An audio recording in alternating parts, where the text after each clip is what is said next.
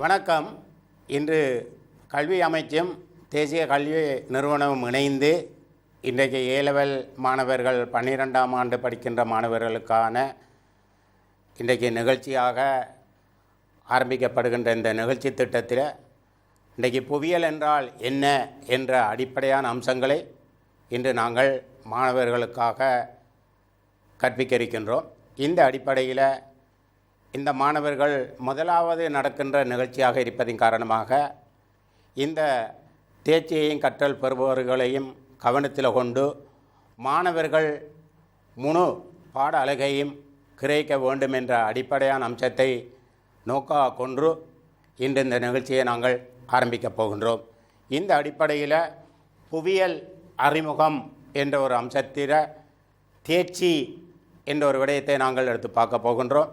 இந்த தேர்ச்சி என்று சொல்கின்ற போது புவியியலில் என்ன கருக்களை அடிப்படையாக கொண்டு செயல்படுகின்ற விளக்கத்தையும் பகுதிய புவியியலின் தன்மையை விவரிக்கின்ற ஒரு அம்சத்தையும் நாங்கள் முக்கியமான ஒரு அம்சமாக மாணவர்கள் கிரகித்து கொள்ள வேண்டும். ஏனென்றால் பின்னுள்ள பாட அத்தியாயங்களில் இவ்வாறான விரிவாக்கம்தான் மாணவர்களுக்கு கொடுக்கப்படுகின்றது. ஆகவே இதில் முக்கியமாக மாணவர்கள் இந்த தேர்ச்சி மட்டத்தை நாங்கள் சற்று சிந்திக்க வேண்டும். இந்த புவியியல் என்பதை எவ்வாறு நாங்கள் அறிமுகம் செய்யலாம், புவியியல் என்றால் என்ன என்ற விடயங்களையும், அதே மாதிரி புவியியலின் பகுதிய அடிப்படை என்ன நிலையில் காணப்படுகின்றன, அதில் உள்ளடக்கங்கள் என்ன என்ற விடயத்தையும் மாணவர்கள் கற்றுக்கொள்ள வேண்டும். ஆகவே இந்த அடிப்படையில் கற்றல் பெறுபவர்கள் என்ற அடிப்படையான அம்சத்தை நாங்கள் இங்கு நோக்க வேண்டிய அவசியம் இருக்கின்றது.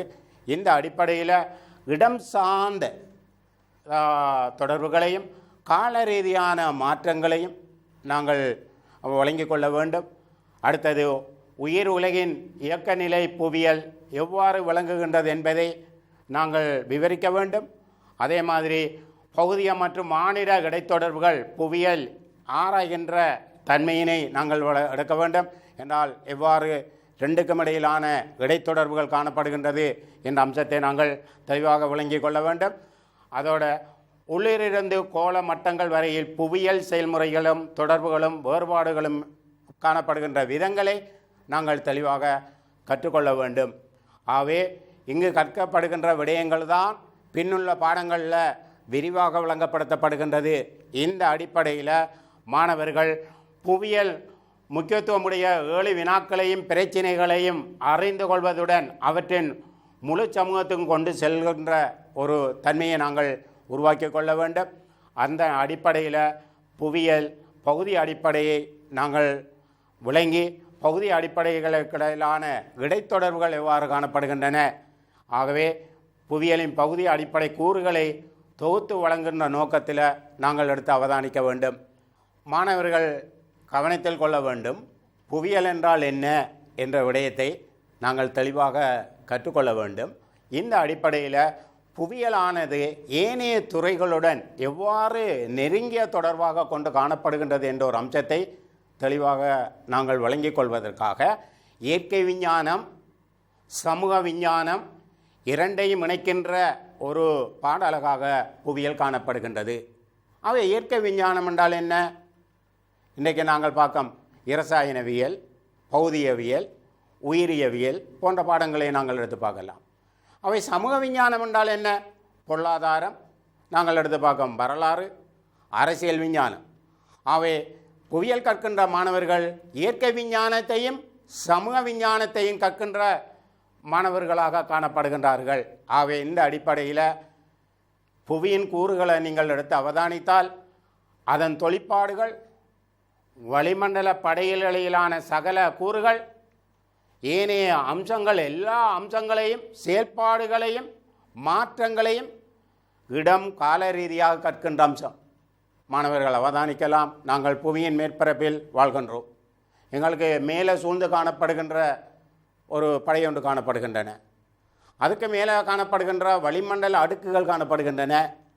அவை அந்த விடயங்களையும் பூமிக்கு கீழே அல்லது பூமியின் மேற்பரப்பில் இருக்கின்ற அம்சங்களையும் பூமியின் உட்பகுதியில் இருக்கின்ற அம்சங்களையும் கற்றுக்கொள்கின்ற ஒரு துறைதான் புவியியல். இந்த அடிப்படையில் இந்த இயற்கை வெளிகள் இப்போ நாங்கள் எடுத்து பார்க்கோம். இயற்கை வெளிகள் எவ்வாறு காணப்படுகின்றன? மனிதன் வேறுபட்ட நடவடிக்கைகள் மூலம் புவியின் மேற்பரப்பை எவ்வாறு, எங்கே, எப்பொழுது கால ரீதியாகவும் இட ரீதியாகவும் மாற்றி அமைக்கின்றான் என்பதனையும், அதனால் எவ்வாறான பிரதேசங்கள் எந்த அளவுகளில் உருவாக்கம் பெறுகின்றன என்பது பற்றி நாங்கள் கருத்தில் கொள்ள வேண்டும். அவை இந்த தன்மைகளிலிருந்து மாணவர்கள் எங்களோட வெளிகளில் காணப்படுகின்ற அம்சங்களை, இது என்ன, இது எவ்வாறு காணப்படுகின்றன, எங்கு காணப்படுகின்றன, இது இட ரீதியான வேறுபாடுகள் என்ன என்பதை நாங்கள் ஒரு பிரதேச ரீதியாக கற்றுக்கொள்ளக்கூடிய ஒரு அம்சமாக இந்த புவியியல் காணப்படுகின்றது. இந்த தொடர்போடு மாநில நடவடிக்கைகள் எவ்வாறு இயற்கை மாற்றங்களுக்கு உட்படுகின்ற போது பரப்பியல் ரீதியான வேறுபாடுகளை, இந்த வேறுபாட்டில் ஏற்படுகின்ற கலாச்சார நிலத்தோற்றங்களுக்கு இடையிலான தொடர்புகளை மனிதன், சமூகம், உயிரினங்கள், பொருட்கள், சிந்தனைகள் சார்ந்த இடப்பெயர்கள் தொடர்பான பிரதேச ரீதியாகவும் பூகோள ரீதியாகவும் ஆராய்கின்ற ஒரு கற்க நெறி. நாங்கள் பாருங்கள், சியாட்டல் பிரகடனம் எத்தனையோ ஆண்டு சொல்லப்பட்ட தாற்பயமான கருத்து இன்றைக்கு புவியியலில் மிக முக்கியமான, சுற்றாடலில் மிக முக்கியமான கருத்தாக இருக்கின்றது. அவை இந்த அடிப்படையில் நாங்கள் கவனிக்க வேண்டும். இந்த புவியியல் கற்கை ஒரு இடத்தின், பிரதேசத்தின் இயற்கை பகுதிய வளங்களுக்கும் மற்றும் சமூகங்களுக்கும் இடையிலான தொடர்புகளையும் அவற்றின் போக்குகளையும் அதன் செயல்பாடுகளையும் பற்றி கற்கின்ற ஒரு கற்க நெறி. அவை இந்த அடிப்படையில் மாணவர்கள் புவியியலை கற்கின்ற போது அது ஒரு சாதாரணமாக ஒரு குறிப்பிட்ட இடங்கள் வரையில் மட்டுமல்ல, பாரியளவான பிரதேச ரீதியான அம்சங்கள் அனைத்தையும் கற்கக்கூடிய ஒரு கற்க நெறிதான் புவியியல். இந்த அடிப்படையில் புவிச்சதுரவியலாளர்கள், வளிமண்டலவியலாளர்கள், உயிரியலாளர்கள், சமுத்திரவியலாளர்கள், விஞ்ஞானிகள் புவியின் மேற்பகுதி, உட்பகுதி பற்றி ஆய்வுகளில் ஈடுபட்டிருக்கின்றார்கள். அவை நாங்கள் இதுவரையிலே செய்யப்பட்ட ஆய்வுகளை நாங்கள் எடுத்து பார்த்தான். வான உலகத்தை பற்றி ஆய்வுகள் நடைபெற்று கொண்டிருக்கின்றன. புவியின் மேற்பரப்பை பற்றி ஆய்வுகள் நடைபெறுகின்றன. பூமியின் உள்ளமைப்பை பற்றி ஆய்வுகள் நடைபெறுகின்றன. இவ்வாறான நிலைகளில் பல்வேறு விதமான ஆய்வாளர்கள் பல துறை சார்ந்தது என்பதின் காரணமாக வேறுபட்ட விடயங்களையும் நாங்கள் புவியின் அடிப்படையில் நாங்கள் எடுத்து நோக்க வேண்டியிருக்கின்றது. அவை இந்த வேறுபட்ட விடயங்கள் என்று சொல்லக்கொள்ள நாங்கள் எல்லா துறையோட அறிவையும் புவியியலில் நாங்கள் கற்றுக்கொள்ளக்கூடிய வாய்ப்பை உருவாக்கி கொள்கின்றோம். இந்த அடிப்படையில் எங்களோட பிரதேசத்திலேயோ அல்லது பகுதியிலேயோ தேசிய ரீதியில் வெளியில் காணப்படுகின்ற விடயங்களை நாங்கள் உலக ரீதியாகவும் தேசிய ரீதியாகவும் பார்க்கலாம். இந்த இடத்தில் பொருத்தமா, இந்த இடம் எவ்வாறான தன்மையை கொண்டு காணப்படுகின்றது என்ற விடயத்தை நாங்கள் கற்றுக்கொள்ள வேண்டும். அதே மாதிரி காலம், இது எந்த காலத்துக்குரியது, இந்த காலத்தில் என்னத்தை நாங்கள் செய்யலாம், இந்த இடத்துக்கு இது பொருத்தமானதா, இந்த காலத்தில் இதை நாங்கள் விளைவிக்கலாமா, வாழலாமா என்ற விடயங்களுக்கு பல்வேறு அறிஞர்கள் காலத்துக்கு காலம் தன் கருத்துக்களை முன்வைத்திருக்கின்றார்கள். ஆகவே நாங்கள் இந்த வரைவை நீங்கள் எடுத்து பாருங்கள். இந்த வரைவில் காட்டப்பட்ட விடயத்தை நீங்கள் அவதானிங்கள். புவியின் உபபிரிவுகள் இன்றைக்கு பிரிக்கப்பட்டிருக்கின்றது. புவியியல், முறைசார் புவியியல், இன்னொன்று நாங்கள் பாருங்கள் பிரதேச புவியியல். இந்த ரெண்டையும் முறை சார்ந்த புவியியல், அதில் பௌதிய புவியியல், மாநில புவியியல். அவை புவியியலை பொறுத்த அளவில் ஆரம்ப காலங்களில் இது முறையியல் சார் புவியியல், பிரதேச புவியியல், அந்த புவியியல் இன்றைக்கு பௌதிய புவியியல், மாநில புவியியலாக இன்றைக்கு தோற்றம் பெற்று விரிவாக்கம் பெற்று காணப்படுவதை மாணவர்கள் இங்கு தெளிவாக விளங்கிக் கொள்ள வேண்டும். ஆகவே இன்றைக்கு புவியியலின் பிரிவுகள் என்ற அடிப்படையான அம்சங்களை நாங்கள் எடுத்து அவதானிக்கின்ற போது, புவியியல் ஜெர்மனிய பல்கலைக்கழகத்தில் முதலையாக ஒரு கல்வித்துறையாக நிறுவப்பட்டிருந்தன. உண்மையில் இன்றைக்கு உலக பல்கலைக்கழகங்களில் புவியியல் ஒரு கற்க நெறியாக முதலாக 19ஆம் நூற்றாண்டிலேயே அறிமுகப்படுத்தப்பட்டது. இந்த அடிப்படையில் இன்றைய புவியியல் பல்வேறு விதமாக பாகுபடுத்தி நோக்கலாம். இந்த அடிப்படையில் நாங்கள் பௌதிக புவியியல், மானிட புவியியல், இன்றைக்கு நவீன நிலைக்கேற்ற விதமாக தொழில்நுட்ப புவியியல் என்ற வகையில் நாங்கள் பிரித்து நோக்கலாம்.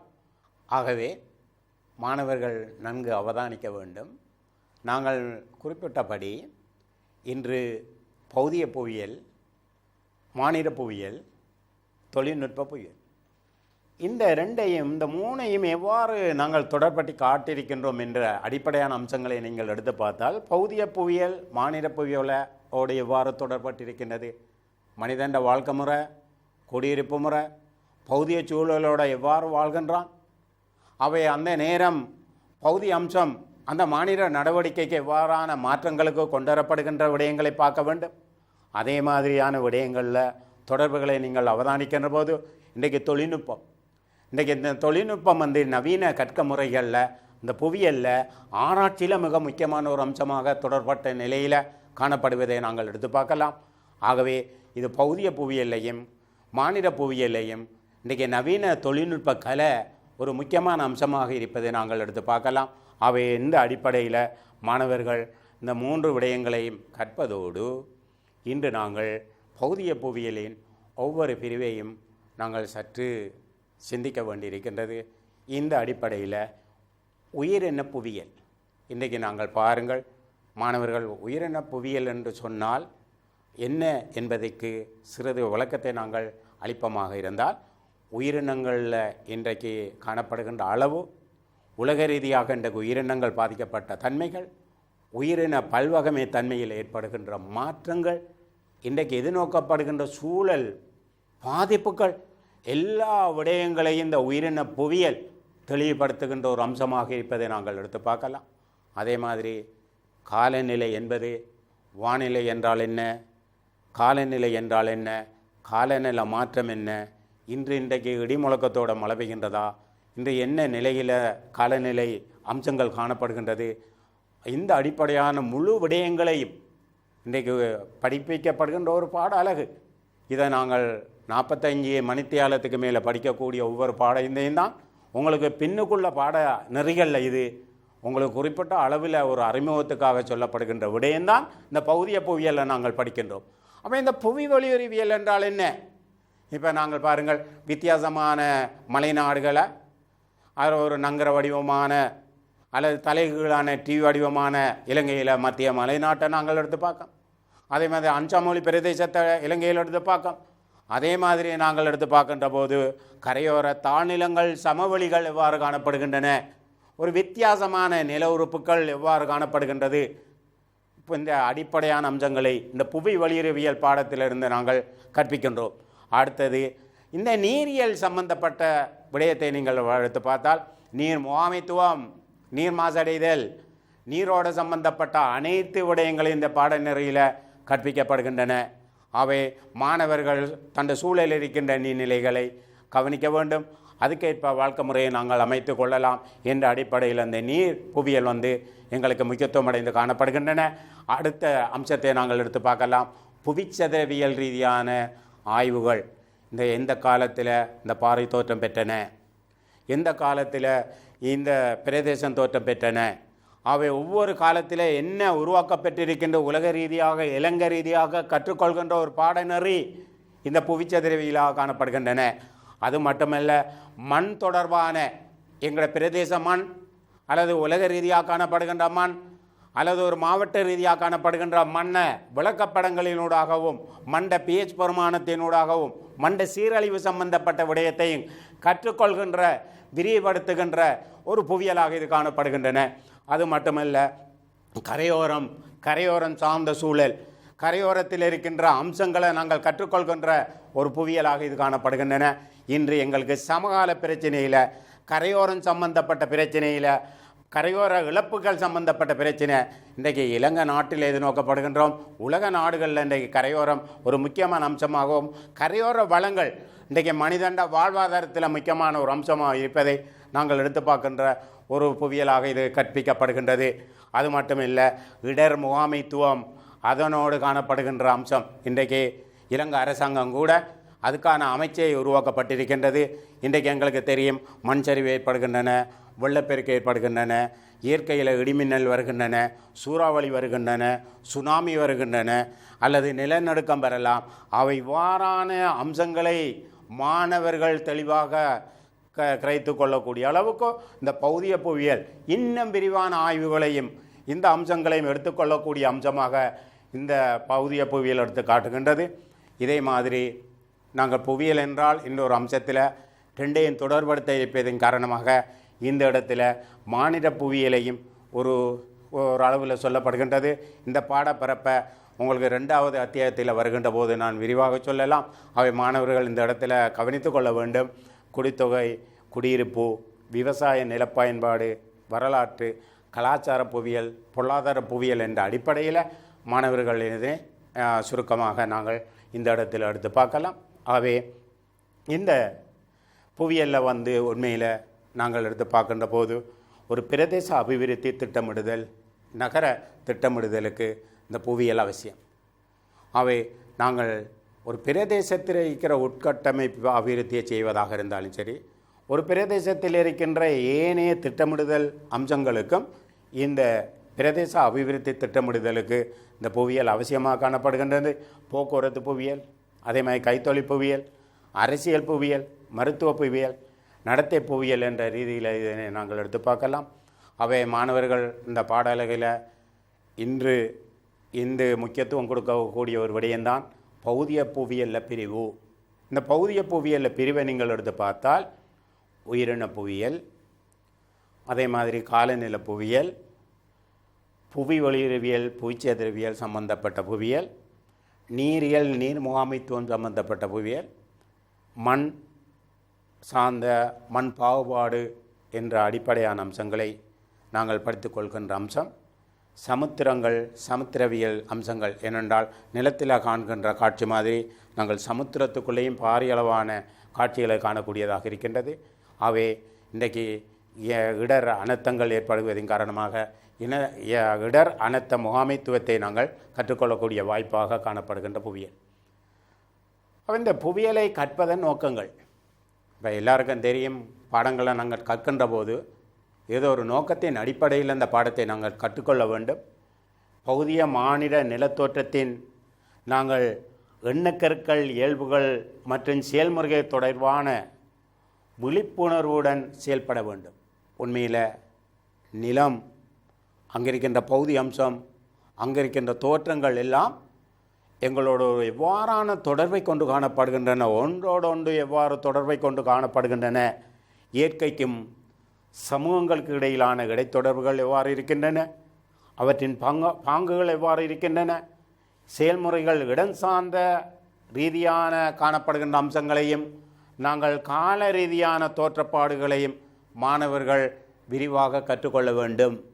இந்த இடம், இந்த காலம், இதில் என்னத்தை நாங்கள் எந்த காலத்தில் எதனை செய்ய வேண்டும் என்ற அடிப்படையில் இந்த புவியியல் தெளிவுபடுத்துகின்ற நோக்கங்களை நாங்கள் கற்றுக்கொள்ள வேண்டும்.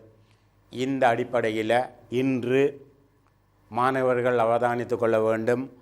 தகவல் மற்றும் தரவுகளை சேகரிக்கின்ற, உண்மையில் பகுப்பாய்வு செய்கின்ற, விவரணம் செய்கின்ற அதில் புவியியல் நுட்ப முறைகள், இன்றைக்கு நவீன முறைகளில் பூத்தப்படுகின்ற நுட்ப முறைகள் இந்த பௌதிய புவியியலில் இன்றைக்கு ஆய்வுக்கு பயன்படுத்தப்பட்டிருக்கின்றது. அது மட்டுமில்லை, தாம் வாழ்கின்ற உலகில் பல்வகமை விளங்கி கொண்டு ஒவ்வொருவரும் சூழலுடன் சக வாழ்வை மேற்கொள்ள வேண்டும். நாங்கள் இந்த சூழலில் ஒரு சுகமான ஒரு சக வாழ்வை ஏற்படுத்தி கொள்ள வேண்டும். பௌதீக மானிட நிலத்தோற்றத்துக்கு பாதுகாப்புக்கு அளிக்கிற, பராமரிக்கின்ற, உதவுகின்ற நேரான மனப்பாங்கை நாங்கள் வளர்த்து கொள்ள வேண்டும். இந்த அடிப்படையான நோக்கத்தை அடிப்படையாக கொண்டுதான் இந்த புவியியலை நாங்கள் கற்கின்றோம். இதே மாதிரி மாணவர்கள் அவதானத்தை செலுத்த வேண்டும். புவியியல் கற்கையின் பயன்கள் என்ற அடிப்படையில் நாங்கள் எடுத்து அவதானிக்கின்ற போது இன்றைக்கி சமூக விஞ்ஞான ஆய்வு, இன்றைக்கி நாங்கள் ஒரு வெள்ளம் வருகின்றன, எரிமலை வருகின்றன, அல்லது நாங்கள் இன்றைக்கி காணப்படுகின்ற மக்கள் எவ்வளவு விதமாக இந்த வெள்ளத்தால் பாதிக்கப்பட்டிருக்கின்றார்கள், அல்லது மண் சரிவால் பாதிக்கப்பட்டிருக்கிறார்கள், சமூகத்திற தன்மைகளில் எவ்வளவு இழப்பீடு நடைபெற்றிருக்கின்ற ஆய்வுக்கு இன்றைக்கு இந்த பௌதிய புவியியல் கற்கநெறி ஒரு பயனுள்ளதாக இருப்பதை நாங்கள் அவதானிக்கலாம். இன்றைக்கு எங்களோட நிலைத்து நிற்கின்ற அபிவிருத்திக்கு மிக மிக அவசியமான ஒரு அம்சமாக இந்த பாடலகு இருக்கின்றது. அரசியல் ரீதியான எல்லைகளை அல்லது வழிகளை அமைத்து கொள்ளக்கூடிய தன்மைகளில் புவியியல் மிக முக்கியமான ஒரு அம்சமாக இருக்கின்றது. இதை நாங்கள் அரசியல் புவியியலாக நாங்கள் கற்றுக்கொள்ளக்கூடிய அம்சமாக இருக்கின்றது. உண்மையில் நாங்கள் ஒரு ஜிஎன் டிவிஷன் கிராம நிலதாரி அல்லது ஒரு பிரதேச செயலகம் மாவட்டம் என்ற ரீதியில் எல்லைகளை நாங்கள் வகுத்திருக்கின்றோம். இது எவ்வாறு ஒரு ஜியோகிராபிக அதாவது அரசியல் புவியியல் ரீதியாக மலைகளை ஆறுகளை வைத்துக்கொண்டு எல்லையிடப்படுகின்றது என்பதை அரசியல் ரீதியாக கற்றுக்கொள்ளக்கூடிய ஒரு பயன்களை இந்த புவியியல் கற்றுக்கொள்கின்றன. அவை இந்த தன்மைகளிலிருந்து இன்றைக்கு மிக முக்கியமான ஒரு அம்சமாக இந்த புவியியலை நாங்கள் எடுத்து அவதானிக்கின்றோம். அவை சூழலுக்கும் மனிதனுக்கும் இன்றைக்கு இடையிலான இடைத்தொடர்புகள் எவ்வாறு காணப்படுகின்றன. இப்போ நாங்கள் வாழ்கின்ற ஒரு சூழல், இங்கே வாழ்கின்ற மனிதன், இந்த ரெண்டுக்கும் இடையில் தொடர்புகள் எவ்வாறு இருக்கின்றன என்பதை நாங்கள் விரிவாக எடுத்து பார்க்க போகின்றோம். இந்த தனி மனித ஆற்றலை வளர்க்கக்கூடிய நிலையில் எவ்வாறான நிலைகள் அந்த புவியியல் கற்கநெறி உதவுகின்றது என்ற ஒரு அம்சத்தை நாங்கள் எடுத்து அவதானிக்க வேண்டும். சிறந்த ஆய்வு நடவடிக்கை மேற்கொள்வதற்கும் செய்முறை தொழில்நுட்பத்தை சரியாக பயன்படுத்தி ஆற்றலை வளர்ப்பதற்கும் இன்றைக்கு அநேகமான தொழில்நுட்பங்கள் இருக்கின்றது. விரைவாக நாங்கள் இயக்கக்கூடிய நிலையில், அடையாளப்படுத்தக்கூடிய நிலையில், பகுப்பாய்வு செய்யக்கூடிய நிலையில் மாணவர்கள் விளங்கி கொள்ள வேண்டும். இந்த நிலைகளில் போக்குவரத்து நடவடிக்கைகளையும் துரிதமாக மேற்கொள்வதற்கு இன்றைய புவியியல் தன்மைகள் ஒரு முக்கியமான அம்சமாக இருப்பதை நாங்கள் எடுத்து பார்க்கலாம். இந்த அடிப்படையில் புவியியலின் அடிப்படை கற்கைகள் என்ற ஒரு அம்சத்தை நாங்கள் விரிவாக மாணவர்கள் கவனிக்க வேண்டும். அதாவது இப்போ ஜியோகிராஃபி என்னும் கிரேக்க சொல், இப்போ அது எவ்வாறு ஜியோகிராஃபி என்று நிலையில் தோற்றம் பெற்றன என்ற ஒரு விடயத்தை நாங்கள் எடுத்து பார்க்கலாம். இந்த பூமியை பற்றி, கிராஃபி வரைதல் அல்லது எழுதுதல். ஆகவே இந்த புவி பற்றிய விவரித்தல், எங்களோட பூமியை பற்றி விவரித்தல் என்ற ஒரு கருத்தை சொல்கின்றது. புவி தொடர்பான விடயங்களை அறிதல், எழுதுதல், ஆராய்ச்சி செய்தல். ஆகவே இந்த புவியியல் மிக முக்கியமான அம்சம். முன்னொரு காலத்தில் என்ன செஞ்சார்கள் என்றால், படங்களை வரைவது தான் புவியியல் என்று சொன்னார்கள். இந்த பூமியை பற்றி அறிய வேண்டும். இந்த பூமி எந்த நிலையில் இருக்கின்றன, இந்த பூமியிற வடிவங்கள் எவ்வாறு இருக்கின்றன, தோற்றங்கள் எவ்வாறு இருக்கின்றன என்பதை கற்பது தான் இந்த புவியியலில் மிக மிக முக்கியமான அம்சமாக இருப்பதை நாங்கள் எடுத்து பார்க்கலாம். இந்த அடிப்படையில் இந்த புவியியல் என்னும் சொல்லை முதலில் பயன்படுத்தியவர் எராட்டோசான் என்ற அறிஞர் காணப்படுகின்றார். ஆகவே இவ்வாறு நாங்கள் எடுத்து பார்க்கின்ற போது புவியியலுக்கு காலத்துக்கு காலம் பல்வேறு விதமான கருத்துக்களை சொல்லியிருக்கிறார்கள். ஆரம்ப காலம் நாங்கள் புவியியலில் தோற்ற வளர்ச்சியை நீங்கள் எடுத்து பார்த்தால் உண்மையாக மாணவர்கள் கிரேக்க காலம் என்ற ஒரு காலம் இருந்தன, ரோம காலகட்டங்கள் இருந்தன. ரோம காலகட்டத்துக்கு பிறகு இது எவ்வாறு மத ரீதியான போராட்டத்துக்கு ஜியோகிராஃபி பின்தள்ளப்பட்டுக்கு, பிறகு கலைக்களஞ்சியங்கள் எவ்வாறு உருவாக்கப்பட்டுக்கு, பிறகு எவ்வாறு ஜியோகிராஃபி ஒரு வளர்ச்சி அடைந்தது என்பதற்குரிய காலகட்டங்கள் ஜியோகிராஃபியில் படிப்பிக்கப்படுகின்றது. ஆகவே இந்த தன்மைகளை நாங்கள் எடுத்து பார்த்தால், காலத்துக்கு காலம் வெளியிடப்பட்ட அறிஞர்களில் கருத்துக்களை நீங்கள் எடுத்து பார்த்தால், ஆகவே வெளி எங்களோட பிரதேசத்தில் காணப்படுகின்ற வெளியில் இடம், அளவு திட்டம், எந்த அளவில் இருக்கணும், எவ்வளோ காலத்தில் இருக்கணும் என்ற ரீதியில் ஆராய்கின்ற ஒரு கற்க நெறி. இப்போ ஏனைய பாடங்களை நீங்கள் எடுத்து பாருங்கள். பொருளாதாரம் விலை முறையின் ஊடாக தண்ட பொருளாதார நடவடிக்கை கொள்கையை விரிவுபடுத்துகின்றது. அதே மாதிரி புவியியலை நீங்கள் எடுத்து பார்த்தால், புவியியல் என்னத்தை சொல்லுது, இந்த இடம் பொருத்தமானதா, இது எந்த காலத்தில் எந்த பயிரை நாங்கள் விளைவிக்கலாம். அவை இந்த இடத்தையும் பொருத்தப்பாட்டையும் தான் புவியியலாளன் சிந்திக்க நான் ஒழிய அங்கே லாப நோக்கத்தையோ அல்லது ஏனைய நடவடிக்கையோ புவியியல் உற்று நோப்பது அல்ல. இந்த அடிப்படையில் புவியியல் பற்றிய விளக்கங்கள் இன்றைக்கு பல்வேறு காலகட்டங்களிலிருந்து அறிஞர்களால் முன்வைக்கப்பட்டிருக்கின்றது.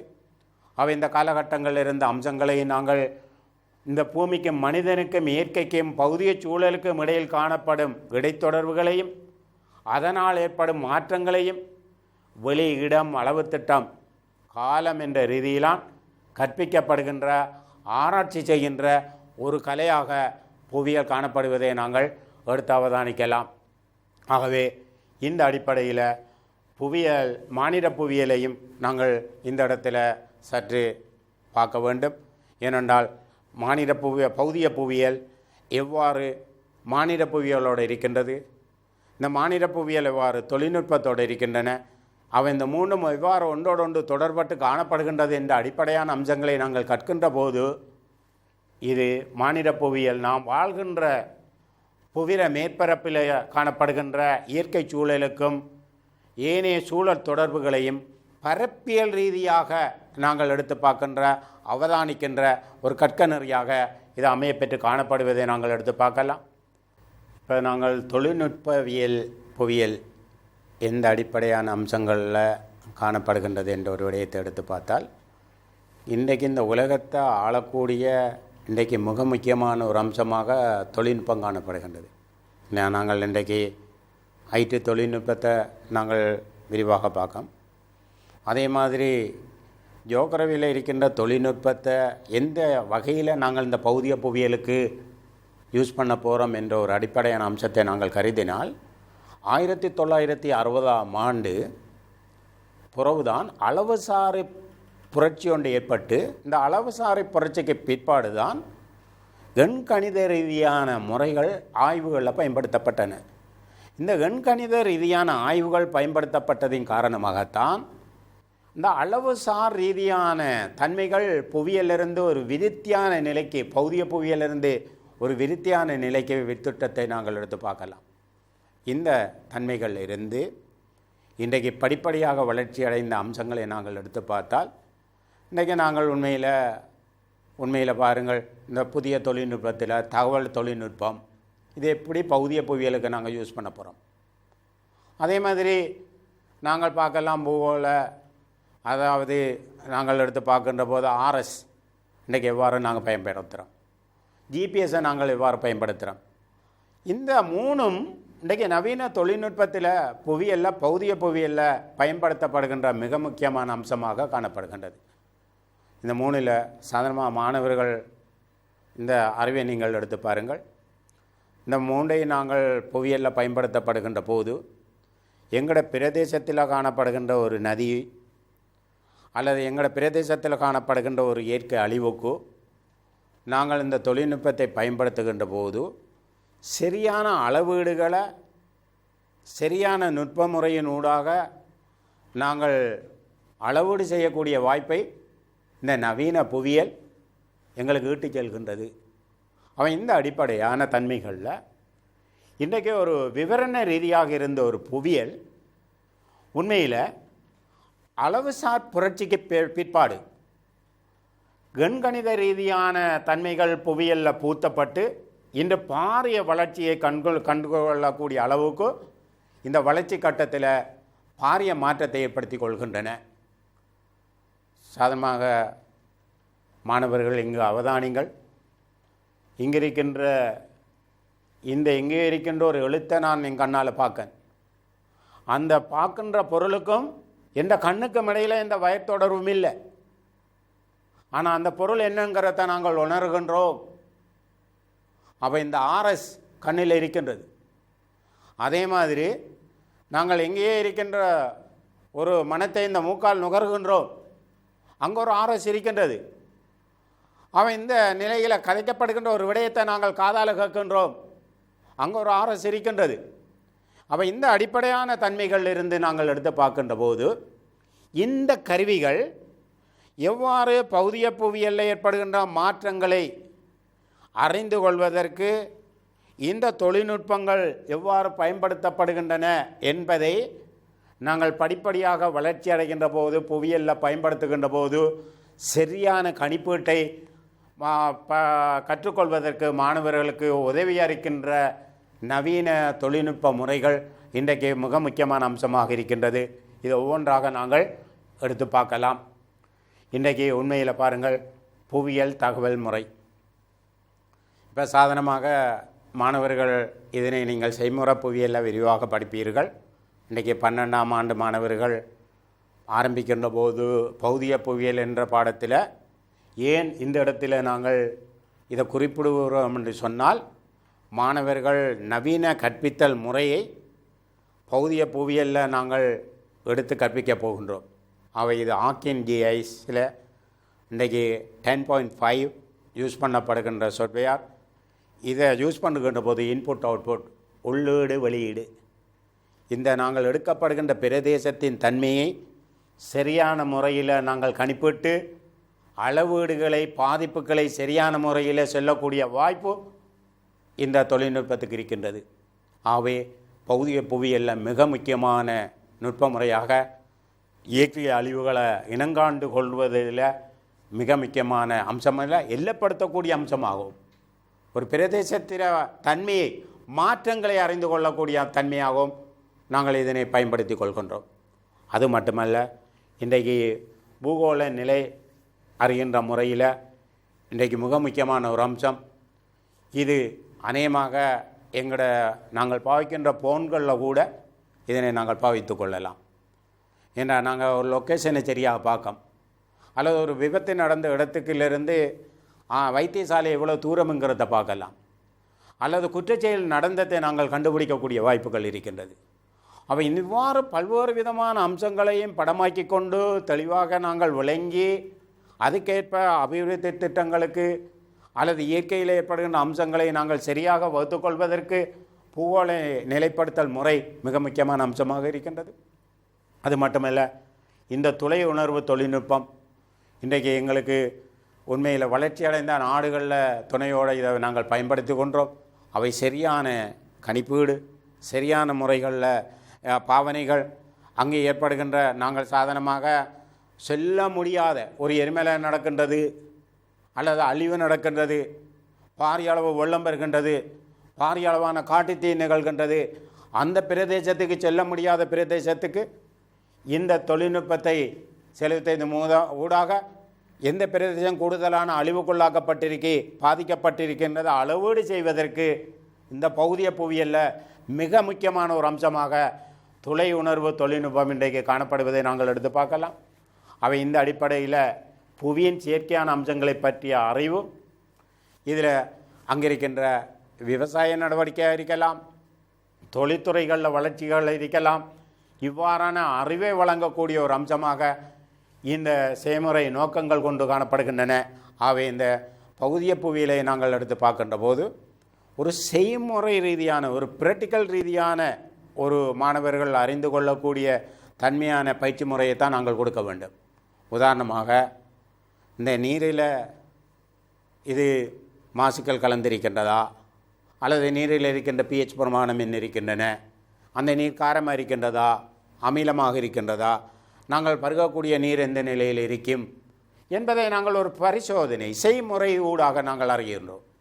அது அந்த மண்ணில் திறன் எவ்வாறு இருக்கின்றன, இந்த மண்ட திறனை அறிஞ்சு விவசாயம் செய்யலாமா, அவை விவசாயிகளுக்கான ஆலோசனை வழங்கக்கூடிய அளவுக்கு இந்த செய்முறை ரீதியான பயிற்சிகளையும் அம்சங்களையும் இந்த புவியியலில் நாங்கள் கொடுக்கக்கூடிய அம்சங்களாக இருந்தால் தான் அதனை நாங்கள் வளர்ச்சி கட்டத்துக்கு இட்டு செல்லலாம். அவை இந்த அடிப்படையில் மனித வாழ்க்கைக்கு பாதகமான புவியியல் காரணிகளை நாங்கள் ஆராய்ச்சி செய்ய வேண்டும். அதே மாதிரி புவியியல் தொடர்பான விடயங்களை, குறிப்புகளை தெளிவாக அறிகின்ற ஒரு ஆற்றல் காணப்பட வேண்டும்.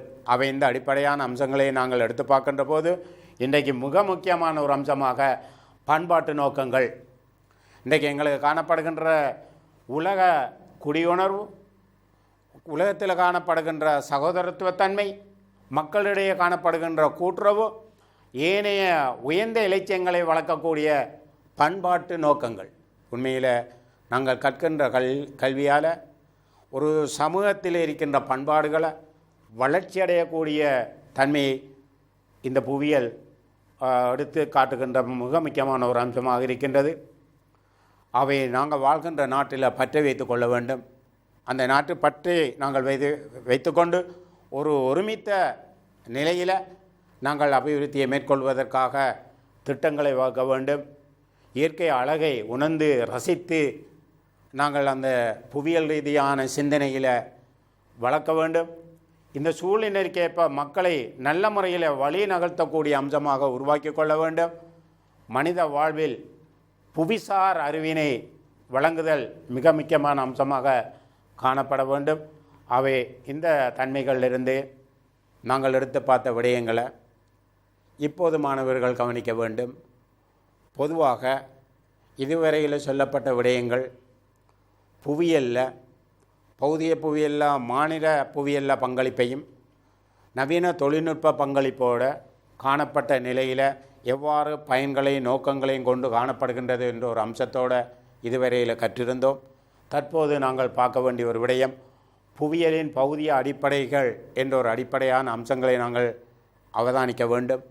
இந்த புவியியல் கற்கையின் ஊடாக பகுதிய அடிப்படையை அமைந்து காணப்படுகின்ற கற்கோளம், அதே மாதிரி வளிக்கோளம், நீர்க்கோளம், நாங்கள் உயிர்கோளம் என்ற போன்றவற்றையும் பிரபஞ்சத்தின் காணப்படுகின்ற செயல்பாடுகளையும் ஏனைய புவிக்கோளத்தின் பகுதிய பண்புகளையும் அதே மாதிரி பகுதிய நிலத்தோற்ற இட அடிப்படையில் அமைவதுடன் காலத்துக்கேற்ப மாற்றங்களுக்கு எவ்வாறு உட்படுகின்றது என்ற அடிப்படையான அம்சங்களை நாங்கள் எடுத்து பார்க்க போகின்றோம். அப்படியா இருந்தால் பௌதிய புவியியல் பூகோளத்தில் இருக்கின்ற அனைத்து இடங்களையும் ஆராய்ச்சி செய்கின்ற ஒரு கலை. ஏனென்று சொன்னால் நாங்கள் அவதானிக்கின்றோம் வளிமண்டலத்தில் இருக்கின்ற ஒவ்வொரு படை, எங்களுக்கு தெரியும் மாறல் மண்டலம், படை மண்டலம், இடைமண்டலம், இந்த மூணையும் சேர்த்து விஞ்ஞானிகள் புவியியலாளர்கள் ஓரின மண்டலம் என்று சொல்கின்றார்கள். மேலே காணப்படுகின்ற அயன மண்டல வெளி. அவை இந்த இன்றும் ஒரு முடிவெளியாக காணப்படுகின்ற வளிமண்டல ஆய்வுகள் ஒரு முக்கியமான அம்சமாக இருக்கின்றது. ரெண்டாவது நிலையில் நாங்கள் கற்றுக்கொள்கின்ற விடயம் பூமியில உட்பகுதியில் காணப்படுகின்ற அம்சங்கள், ஏனைய தொழிற்பாடுகள், பூமியில மேற்பரப்பில் காணப்படுகின்ற அம்சங்கள், அவை இந்த பிரபஞ்சத்தில் காணப்படுகின்ற அனைத்து விடயங்களையும் கற்கின்ற ஒரு பாடநெறி தான் புவியியல்.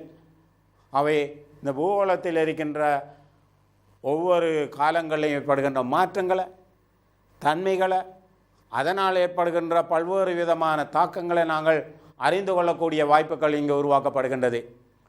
சாதாரணமாக நாங்கள் சற்று சிந்திப்போம். 2010ஆம் ஆண்டு சூரிய கண்ணில் ஏற்பட்ட ஒரு புள்ளி இந்த உலகத்திலேயே பாரிய அழிவை ஏற்படுத்தக்கூடிய அளவுக்கு தாக்கத்தை ஏற்படுத்தியிருக்கின்றது. அந்த அளவுக்கு ஒரு சீற்றமான ஒரு காலநிலையை தோற்றுவிக்கக்கூடிய அம்சங்கள் இந்த பகுதிய புவியிலிருந்து நாங்கள் கற்கக்கூடிய அம்சமாக இருக்கின்றது. அது மட்டுமல்ல, இன்றைக்கு நில உருவம், இன்றைக்கு நாங்கள் நில உருவ செயல்முறைகள், அக விசைகள், அதே மாதிரி புற விசைகள், இன்றைக்கு நில உருவம் என்று சொல்லப்போல சாதாரணமாக பாருங்கள், ஒரு நதி ஒன்று பாய்ந்து வருகின்ற போது அந்த நதியில் என்ன வகையான நில உருவங்கள் ஏற்படுகின்றன, நேராக வந்த நதி காலப்போக்கில் எவ்வாறு வளைவை பெறுகின்றன, அவை அந்த வளைவில் ஏற்படுகின்ற நில உருவ மாற்றம் என்ன, அந்த மாற்றத்தின் தன்மையை நாங்கள் அறிந்து கொள்ளக்கூடிய அளவுக்கு இந்த புவி ஒளியறிவியல் செயல்பாடு, புவியில் காணப்படுகின்ற மேற்பரப்பு செயல்பாடு எவ்வாறு அமைந்து காணப்படுகின்றது என்ற அம்சத்தை நாங்கள் நில உருவம் என்ற அம்சத்திலிருந்து நாங்கள் கற்கின்றோம். நதியால் மட்டுமா?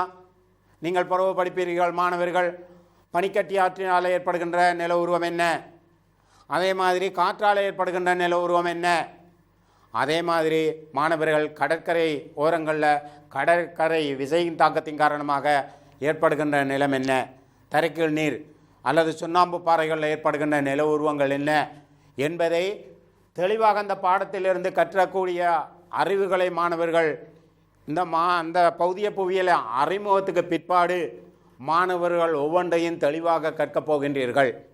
அவை இதர விரிவான விளக்கம் அந்தந்த பாட அலகில் நீங்கள் கற்கப் போகின்றீர்கள். அவை இயற்கையில் காணப்படுகின்ற அம்சத்தை தான் நாங்கள் கற்கப் போகின்றோம். அந்த இயற்கையில் காணப்படுகின்ற நதி எப்படி இந்த புவியில் வருகின்றன, பனிக்கட்டி எவ்வாறு உருவாகி வருகின்றன, கடல் அலை கரையோடு எவ்வாறு மோதுகின்றன, அவை எந்த அம்சங்களை நாங்கள் கற்றுக்கொள்கின்றோம். அவை இந்த அடிப்படையான அம்சங்கள் தான் எங்களோட பூமிய மேற்பரப்பில் நடைபெறுகின்ற, அதாவது புறவிசைகளின் தாக்கத்தின் காரணமாக ஏற்படுகின்ற மாற்றங்களை தெளிவாக அறிந்து கொள்ளக்கூடிய நிலையில் இந்த பௌதிய புவியியல் தெளிவாக காட்டுகின்றது. அது மட்டுமில்லை, நில உருவத்தின் உருவாக்கம், வளர்ச்சி, கண்டவாக்க விசை, மலையாக்க விசை என்ற அம்சங்களையும் நாங்கள் தெளிவாக கற்பது மட்டுமல்ல, எங்களுக்கு எவ்வாறு மண் சரிவு ஏற்படுகின்றன, அதன் அழிவுகள் என்ன, அதன் தன்மைகள் என்ற விடயங்களையும் இந்த பௌதிய புவியிலிருந்து நாங்கள் கற்கப் போகின்றோம். அது மட்டுமல்ல, புவியின் உட்பகுதியில் செயல்படுகின்ற சக்தி, புவி கதிர்கள், வெடிப்புகள், லாவா வெளியேற்றம், பிளவுகள் போன்ற பல்வேறு விதமான அம்சங்களை நாங்கள் கற்கப் போகின்றோம். ஏன்னா எங்களுக்கு தெரியும், சூரியன் எவ்வளோ கிலோமீட்டருக்கு அங்கால இருக்கின்றது. அந்த ஞாயிற்று கதிர்வீச்சலை வளிமண்டலத்தினூடாக விடுகின்றது. அவ்வாறு விடுகின்ற கதிர்வீச்சல் எவ்வாறு சிதறப்படுகின்றன, தெறிக்கப்படுகின்றன, உறிஞ்சப்படுகின்றன, அவ்வாறு பட்டு புவி பெற்ற வெயில் எவ்வாறு பூமி பெறுகின்றன, அவ்வாறு பெறுகின்ற வெப்பத்தின் காரணமாக அந்த நிலத்திர அகவிசை, உள்ளுக்கு இருக்கின்ற குழம்பு பாறைகள் உருகி மேக்மா எவ்வாறு தோற்றம் பெறுகின்றன, இதன் காரணமாக நில உருவங்களில் என்ன மாற்றங்கள் ஏற்படுகின்றன என்ற அம்சங்களையும் பின்னுள்ள பாட அலகுகளில் தெளிவாக மாணவர்கள் கற்றுக்கொள்வதற்காக எடுக்கப்படுகின்ற ஒரு அம்சம்தான் நில உருவங்கள் சம்பந்தப்பட்ட விடயத்தை சொல்கின்றோம். அது மட்டுமல்ல, இந்த விசை கீழிருந்து மேலாக இயங்குகின்றன கண்டவாக்க விசை, ஒன்றுக்கிடையாக இயங்குகின்றன மலையாக்க விசை. இந்த மலையாக்க விசையின் காரணமாகத்தான் இந்த மடிப்பு மலைகள் தோற்றம் பெறுகின்றன. இழுவிசையின் கிடையான விசைகள் தாக்கத்தின் காரணமாக இழுவிசை தோற்றம் பெறுகின்றன. அங்கு பிளவு பள்ளத்தாக்குகள் தோற்றம் பெற்று காணப்படுகின்றன. ஆகவே இதன் காரணமாக மலைத்தொடர்களும் சமுத்திர அகழிகளும் காணப்படுகின்றன. மாணவர்கள், நீங்கள் சொல்லலாம், உலகத்தில் அதி உயர்ந்த மலை எது, அதே மாதிரி மிக ஆழமான அகழி எது, ஏன் இந்த ரெண்டும் உலகத்தில் காணப்பட வேண்டும் என்ற அடிப்படையான கேள்விகளுக்கு விடை கொடுக்கின்ற மாணவர்களை நாங்கள் எடுத்து பார்க்கலாம். அவை கண்டவாக்க விசை, அதே மாதிரி அமுக்க விசை, இழுவிசை போன்ற அம்சங்களை நாங்கள் இந்த பௌதிய புவியிலிருந்து கற்கின்றோம். நில உருவாக்க செயல்பாடுகள், புறவிசைகள், உருவி கருவிகள் போன்ற பல்வேறு விதமான அம்சங்களையும் இந்த பாடலகிலிருந்து நாங்கள் கற்றுக்கொள்ளக்கூடிய அம்சமாக இருக்கப்படுகின்றது. ஆகவே ஒரு பிரதேசத்தில் நில உருவத்தில் மாற்றம் என்ன, இந்த மாற்றத்தால் என்ன வகையான பாதிப்புகள் நிகழ்கின்றன, அதனை நாங்கள் எவ்வாறு முகாமைத்துவப்படுத்தலாம் என்ற ஒரு விடயத்தையும் இந்த பௌதிய புவியியல் எடுத்து காட்டுகின்றது. இந்த அடிப்படையில் மாணவர்கள் நன்கு தெளிவாக விளங்கிக் கொள்ள வேண்டும். முதல் வகை நில உருவம், இது கண்ட திணிவுகள், இந்த சமுத்திர அகழிகள் எவ்வாறு இந்த உலகத்தில் காணப்படுகின்றன. அதே மாதிரி இரண்டாம் வகை நில உருவம் நீங்கள் பின்னுள்ள அத்தியாயங்களில் படித்துக் கொள்கிறீர்கள். அதாவது கண்டத்திணிவில் காணப்படும் பாறைகள், அதாவது தீப்பாறைகள், அதே மாதிரி மலைத்தொடர்கள், அகழிகள், பாரிய பள்ளங்கள் எவ்வாறு காணப்படுகின்றன என்ற ஒரு விடயத்தை நாங்கள் எடுத்து பார்க்கின்றோம். அதே மாதிரி மூன்றாம் வகை நில உருவங்களில் தன்மையை நீங்கள் எடுத்து அவதானிக்கின்ற போது உருவிக்கருவிகளால் ஏற்படுகின்ற நீர்வீழ்ச்சிகள், அந்த நீர்வீழ்ச்சிகள் கடையாக ஏற்படலாம், நிலக்குத்தாக ஏற்படலாம்.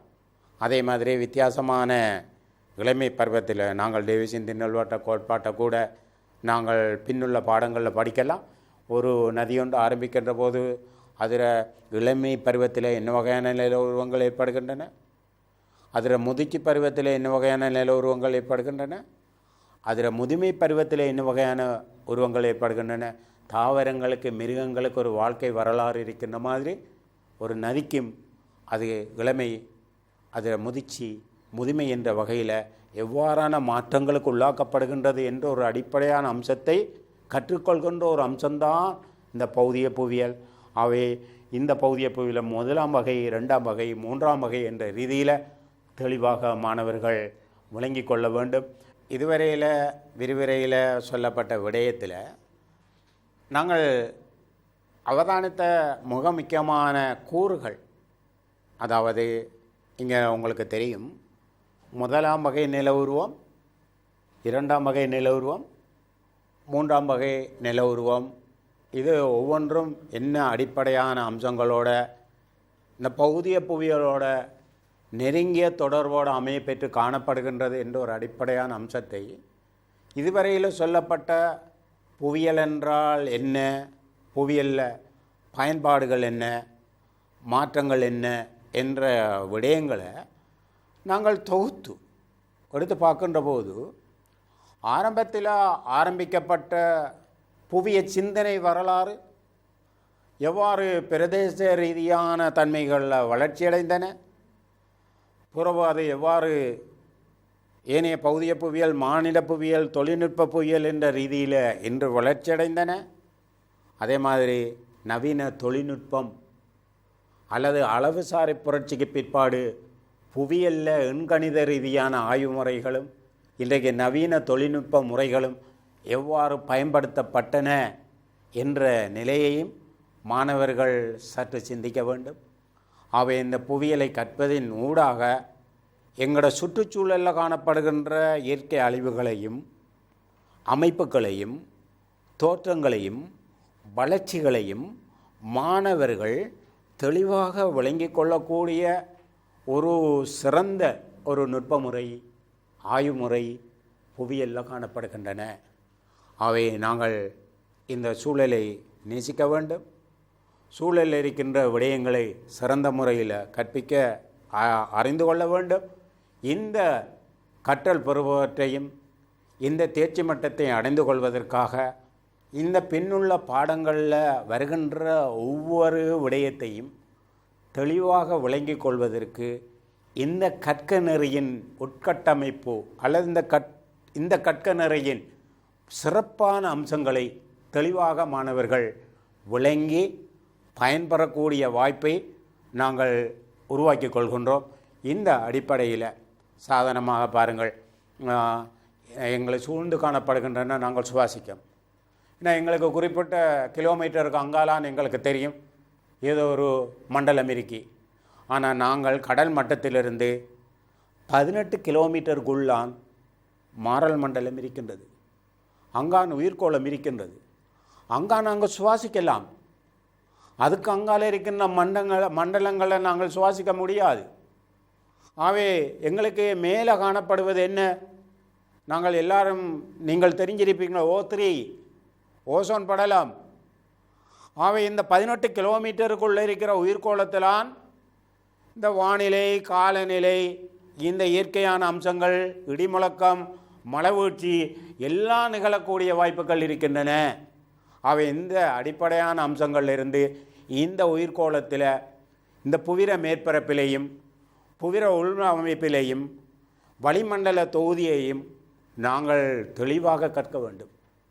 வளியியல் அம்சத்தில் இருக்கின்ற மாற்றங்களை அல்லது சூறாவளி எவ்வாறு தோன்றுகின்றன, அந்த முரண் சூறாவளியால் ஏற்படுகின்ற விளைவுகள் என்ன, அதே மாதிரி இடிமின்னல் அம்சங்களால் ஏற்படுகின்ற மாற்றங்கள் என்ன, ஏன் மழைவீழ்ச்சி அதிகரிக்கப்படுகின்ற போது ஏற்படுகின்ற தாக்கங்கள் என்ன, வெள்ளநீர் அதிகரிக்கப்படுகின்ற போது ஏற்படுகின்ற பிரச்சனைகள் என்ன, அதே மாதிரி மலைநாட்டு பிரதேசங்களில் அதிகமான மழை பெய்கின்ற போது ஏற்படுகின்ற மண் சரிவு, அதனால் ஏற்படுகின்ற சமூக பொருளாதார தாக்கங்கள் என்ன, அதே மாதிரி நாங்கள் பருவகாலங்களில் ஏற்படுகின்ற மாற்றங்கள், கடல் அலைகள் உந்துவதின் காரணமாக ஏற்படுகின்ற அழிவுகள், தாக்கங்கள், இந்த அம்சங்களோடு பூமி பெறுகின்ற வெப்பத்தின் காரணமாக அங்கே ஏற்படுகின்ற அகவிசையின் தாக்கத்தின் காரணமாக ஏற்படுகின்ற மாற்றங்கள், புவி மேற்பரப்பில் ஏற்படுகின்ற நில உருவ மாற்றங்கள், வளியியல் அம்சங்கள், இது இன்னைக்கு கற்ற எல்லா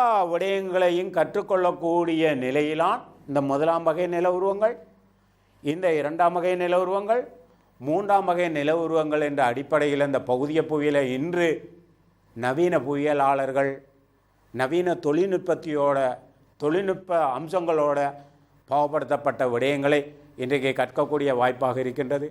அவை இந்த அடிப்படையில் மாணவர்கள் சற்று இது பண்ண வேண்டும்.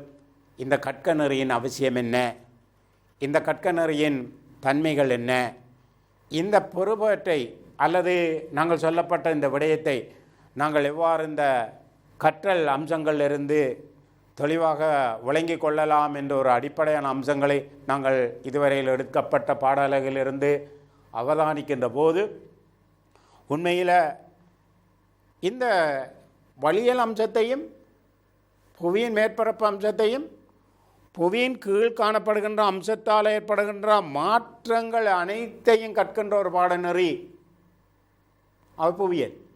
இந்த பகுதிய புவியியல் கற்பதால் என்ன, இயற்கை அழிவை நாங்கள் அறியலாம், மாணவர்கள் கவனத்தில் கொள்ள வேண்டும். வேறு என்னென்ன அம்சங்களை அறியலாம், வெள்ளப்பெருக்கு எவ்வாறு ஏற்படுகின்றன, வெள்ளப்பெருக்கால் ஏற்படுகின்ற அழிவுகள் என்ன, எந்த பிரதேசத்தில் எந்த காலத்தில் வெள்ளப்பெருக்கு ஏற்படலாம், அவை எங்களுக்கு ஏற்படுகின்ற மழவீழ்ச்சி காலங்கள் என்ன, காலம் எந்த காலம் என்று நாங்கள் படிக்கும், இடம் எந்த இடம் என்று படிக்கும். இந்த காலத்தையும் இடத்தையும் நாங்கள் எடுத்து பார்க்கின்ற போது எந்த அளவில் இந்த பாதிப்பு எந்த அளவில் அந்த அளவை நாங்கள் எடுத்து பார்க்க வேண்டும். இது எல்லாத்தையும் கணிப்பீடு செய்யக்கூடிய நவீன நுட்ப முறைகளோட ஆய்வு முறைகளோட இந்த புவியியல் மிக முக்கியமான ஒரு அம்சமாக காணப்படுவதை இந்த பகுதிய புவியியல் மனிதர் இந்த வாழ்க்கை முறைகளில் ஒன்றோடொன்று இடைத்தொடர்புகள் கொண்டு ஒரு பிணைந்து தனித்தே இயங்க முடியாத நிலையில் ஒன்றோடொன்று இயங்குகின்ற ஒரு நிலைப்பாட்டினை உருவாக்கி காணப்படுகின்றன. இந்த அடிப்படையிலான் ஆரம்ப காலங்களில் இருந்த புவியியலின் வளர்ச்சி தொன்றுகள், இன்று ஏற்பட்ட பரிணாம வளர்ச்சி, அதில் ஏற்பட்ட மாற்றங்கள், இன்றைக்கு நவீன கற்க முறைகளில் ஏற்படுகின்ற மாற்றங்களையும் தன்மையையும் தெளிவாக விளங்கிக் கொள்ளக்கூடிய அளவுக்கு இன்றைக்கு பகுதிய புவியியல் மிக முக்கியமான அம்சமாக இருக்கின்றது. இந்த அடிப்படையில் மாணவர்கள் உங்களோட சூழலில் காணப்படுகின்ற பகுதிய புவியியலின் வேறுபட்ட அம்சங்களை நீங்கள் அவதானத்தை செலுத்த வேண்டும். இது மேடு பள்ளத்தோடு இருக்கின்றதா, கடற்கரை சூழ்ந்திருக்கின்றதா, அங்கே இருக்கின்ற கண்ட தாவரங்கள் இருக்கின்றதா, அங்கே இருக்கின்ற வகையில் உயிரின பல்லின தன்மைகள் எவ்வாறு மாற்றங்களுக்கு ஏற்பட்டிருக்கின்றன, அந்த மாற்றங்களையும் அம்சங்களையும் நாங்கள் எடுத்து பார்க்கோம். இப்போ சூரியன் உதிக்கின்ற போது ஏற்படுகின்ற தன்மைக்கும் சூரியன் மறைகின்ற போது ஏற்படுகின்ற தன்மைக்கும் இடையில் புவிர மேற்பரப்பில் ஏற்படுகின்ற மாற்றங்கள், உதாரணமாக பார்ப்போமே, ஒரு கடற்காற்று தரைக்காற்று மாணவர்களுக்கு தெரியும். சாதாரணமாக இந்த இடத்துல ஒரு சின்ன ஒரு பகுதிய புவியியல் அம்சத்தை மட்டும் உங்களுக்கு தெளிவுக்கு நான் விளங்கப்படுத்தலாம். பகல் நேரம் சூரியன் வெப்பத்தின் காரணமாக மண்ணில் இருக்கின்ற நீர்கள் ஆவியாகி ஒரு தாளமுக்கம், ஒரு இடைவெளி ஒன்று ஏற்படுது. கடல் மெதுவாக வெப்பத்தை பெறுது. அங்கு மெதுவாக வெப்பத்தை பெறுறதால பின்னேரங்கள் என்ன செய்யப்படுது என்று சொன்னால், அங்கு சூட்டப்பெற்றிருந்த கடல் பகல் நேரங்களில் தரையை நோக்கி காற்றை வீசுது. இங்கே இடைவெளி ஏற்படுது, எளிதாக வெப்பத்தை பெறுது, விளக்கப்படுது, கடலிலிருந்து காற்று வீசுது நிலத்தை நோக்கி. அது என்ன, கடல் காற்று பகல் வேளையில் வீசுது. பின்னேரங்கள் என்ன செய்யப்படுதுனால், எவ்வளவு வெப்பத்தை பெறுவதோ மண் இழக்கப்படுது, கடல் சூடாக இருக்கின்றது. அந்த நேரம் தரையிலிருந்து காற்று கடலை நோக்கி வீசுகின்றது. இந்த அமுக்க வேறுபாடு இல்லாவிட்டால் சூரியனிலிருந்து வருகின்ற வெப்பத்தால் நாங்கள் இந்த பூமிர மேற்பரப்பில் வாழ முடியாது. கொதி நிலையில் இருக்கும். இமயமலை கூட கொதிக்கும். தரைத்தோற்ற வேற்றுமையின் காரணமாக இமயமலையில் குளிச்சிருந்தாலும் இந்த அமுக்க வலயங்கள் செல்லாவிட்டால் இந்த பூமி கொதிநிலை அடையக்கூடிய அளவுக்கு தாக்கங்கள் நிகழும். அந்த அளவுக்கு இந்த நிகழ்வுகள் எல்லாத்தையும் படிக்கின்ற ஒரு புவியியல் தான் பகுதிய புவியியல். இதால் ஏற்படுகின்ற மாற்றங்களால் ஏற்படுகின்ற அளவு கால ரீதியாக கற்கின்ற ஒரு அம்சத்தில் அடிப்படையான அம்சத்தை வச்சுக்கொண்டு தான் இதில் தேர்ச்சி மட்டத்தையும் கற்றல் பெறுவதையும் இந்த பாடத்தில் உள்ளடக்கப்படுகின்ற விடயத்தையும் பின்னுள்ள அத்தியாயங்களில் மாணவர்கள் தெளிவாக கற்கப் போகின்றார்கள். இதில் வார ஒவ்வொரு இங்கே நான் இந்த பாட அளவில் 12ஆம் மாணவர்களுக்கு சொல்லப்பட்ட அறிமுகம் பின்னுள்ள பாட அழகில் ஒவ்வொன்றாக மாணவர்கள் கற்கப் போகின்றார்கள். இந்த அடிப்படையான அம்சங்களை வைத்துக்கொண்டு இதனை எடுத்து பார்க்கலாம். இதுவரையில் நாங்கள் பௌதிக புவியியல், புவியியல் என்றால் என்ன, அதில் நோக்கம், விரிவாக்கம் என்ற நிலையில் உதாரணங்களோடு பொருத்தமான அம்சங்களையும் தெளிவாக இந்த பாட அலகிலிருந்து கற்றோம்.